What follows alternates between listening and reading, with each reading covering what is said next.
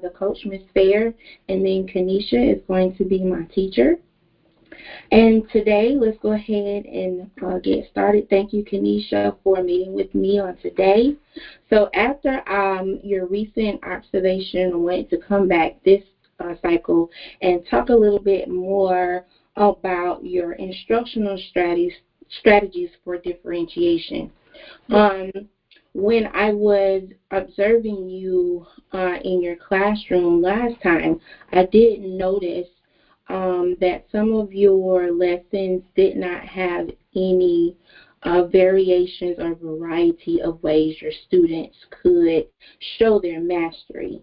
And I did note that one of your goals is to improve your instruction by focusing on different methods of differentiation to support your students. Is that correct? Yes, ma'am. Okay. So let's today work collaboratively together to come up with a couple of strategies that you can use to improve your learning experience for your students to fit their specific needs. Okay, so how do you currently assess the individual needs of your students? So currently I assess my students by using formative assessments and summative assessments from the county. And my scores are always compared to, students of regular ed because I do teach special ed. And so our scores are always the lowest. And I just want to know what can I do to improve those to where my kids aren't getting so discouraged when it's like, oh, we're at the bottom.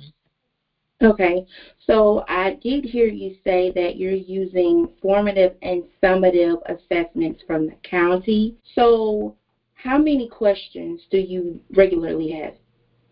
For math, there's about 6, and then the math is all multiple choice.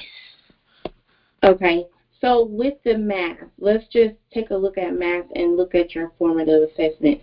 Now, are you able, because they're just multiple choice, but the scores are coming back too low, correct? Even Yes. with the multiple choice. Okay, so do you feel like your students are understanding the math content?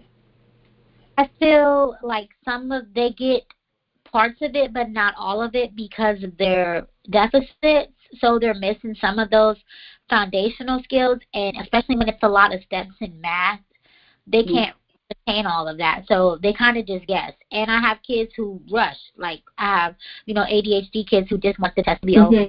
Like answers, especially with it being multiple choice, which results in a failing grade, which reflects me and my teaching. Okay, so I'm hearing you saying that they're having problems when it comes to problems that have different steps, and then some of them who have or have been diagnosed with ADHD, they'll rush through just to get through the test. Now, do your accommodations, can they use manipulatives for a formative assessment? Yes, they're able to use a multiplication chart to assist them. Okay. And so with the multiplication, do you use manipulatives with them? Are they counting on their fingers? Yes. They do tally marks okay. and make. Now, have you seen any, like when you do your multiplication, have you seen any increases since they've been using manipulatives? Like they do better with whole group instruction and participating, like walking me through it, but when it's time for them to do it on their own, it's like they just forget everything, and it's a struggle. Okay. And even if we do the formative assessments, me teaching them those strategies of drawing the tallies or counting on their fingers or making a list, they don't do it on the summative assessments, which are made from the county. Therefore, yes, they show like they're kind of understanding it versus when they have that end of the unit test, it's like everything's kind of gone. Okay, so I heard you say that they do better with whole group instruction rather than individual. Yes. And I know sometimes they feed off of each other during whole group instruction. So it's kind of hard for you to gauge whether an individual student is understanding rather than just the whole group, because that's the whole group answer. Yes. Okay. Now, are you, is there any resources or materials that you're currently using to support your differentiation? co-teach, co-plan with the regular ed 5th grade math teachers, and I kind of change it to what I need. So if there's questions are too in-depth for my students' knowledge, I change the wording or I make it more simplified for them to understand it, but it's that same concept. And then once I teach it to them, if I know at the end of the lesson when they leave, they're not getting it at all, then I'll research, print out additional practice, and send it home for homework. Now, the problem with the homework is, one, the parents were doing it for them instead of supporting them. And then I had some students who were not doing it at all when the students needed that additional practice. Okay, so I heard you say that you do co-teach and with a regular ed teacher, and you go in and modify the lesson to fit your students' understanding. And then when you do send homework home, it's the parents are doing the homework instead of the kid getting that extra support. Yeah. Okay. And I do, for example, like I model on the homework I do too, and post it on Class Dojo so the parent can see how it's supposed to be done. Okay. They kind of just do it for them, or they don't do it at all. So on the next day when they come back in with the homework, are you going over that particular homework worksheet with them again the next day? I have a pair. I collect it, and then I go over it to see kind of where they're making their mistakes in the math work. And then I have some students, who don't turn anything in at all, and the ones who do get rewarded with the dojo point, or they get a piece of candy for doing what they're supposed to do as an incentive. And then we pull them to the back tables to look at it, to go over what they did incorrectly. But when they don't return the homework, it's kind of like, you have the other lesson that you have to teach that day, so when do I have time to kind of see where they're at? And that's what I want to do better. So you're trying to fit in for those kids who did not have a chance or, weren't able to do their homework, to go over that particular concept with them before moving on. Yes, because I have, we have a pacing chart where we have to continue to go. And sometimes they say, if they don't know it, you just got to move on. And so that's hard for me because I'm like, well, they need to know it, but we don't have enough time in the day. Okay.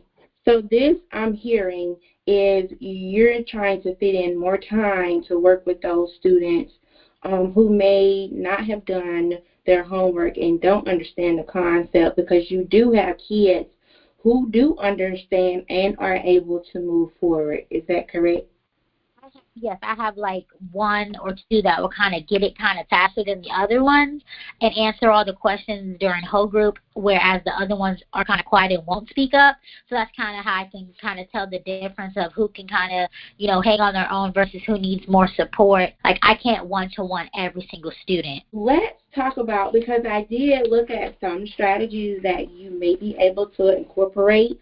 So let's talk about them and let's see which ones you may be able to implement moving forward. Okay, so the first one, it'll be geared towards your tiered assignments. And let's think of it like as a choice board, or maybe you can get a little creative, create like a little game board piece and say, we're going over, this math section today and this math problem. Which way, give them that option to say, which way do you think you can explain this? You can draw a picture for me, you can tell me verbally, or if they do have technology, maybe they can create a video explaining that problem to you. Okay. It's giving you or giving them more of a variety of options to show their mastery. And then you also have your real life examples. Maybe if they can hear a problem with using their mom, their dad, their grandmother, and understanding if grandmother goes to the store, like if mom, dad, and grandmother are at the house and grandmama gets up and goes to the store, who's left at the house with them? It's kind of bringing that math aspect but using real life examples, okay, for them. So by going over some of these differentiation strategies, and I know with your fifth grade students, and you're getting ready to move to second and third next year. second and third. So for second and third, even though we have these will work a little bit better for you with second and third grade, because now you're finding out, okay, this student works better with their hands. So I know for them to understand that they need some manipulative, or they may be able to create different things and show me physically. And you can learn a different learning styles for your children and their needs.